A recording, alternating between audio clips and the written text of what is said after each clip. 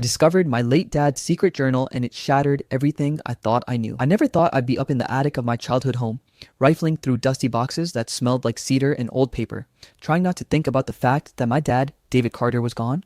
But here I was, the only child left to handle the aftermath of a life that now felt half remembered, half fiction. I'd been avoiding this part of the house for years, probably because I knew it held more than just old Christmas decorations and boxes of photo albums. I was right. I found it tucked behind a stack of board games in a battered trunk.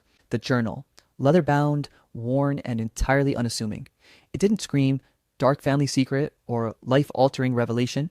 Honestly, if anything, it just looked like my dad's personal diary. But something about the way it was hidden made me hesitate. My curiosity won over grief.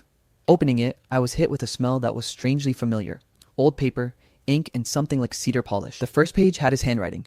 Neat, precise, his name written at the top, a date I didn't recognize. January 12th, 1999. I frowned. That was years before I was born. I read the first line. There are truths I can't tell anyone. Not Laura, not the girl I'll one day call my daughter. Maybe someday they'll understand. I froze. My heart raced. My dad had a secret life, a part of him that he never shared with anyone, maybe not even my mom. And I realized then that I was holding the key to it. As I flipped through the pages, I saw entries filled with cryptic names, strange addresses, and dates that didn't make sense. Meeting with Jay Sullivan tonight.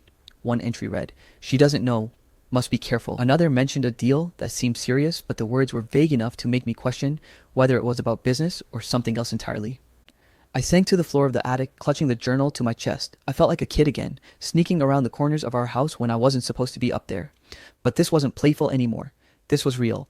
This was my dad's life. And now, my responsibility. The more I read, the more my childhood memories started twisting. I remembered late nights when dad would disappear, claiming he had work to do. I remembered him taking sudden trips and coming back exhausted, vaguely apologetic, with excuses that never fully made sense. I remembered the way he sometimes stared out the window, lost in thought, like he was carrying a weight he couldn't share. At the time, I thought he was just stressed or tired. Now, I realized he had been hiding whole parts of himself from me. Full story link below.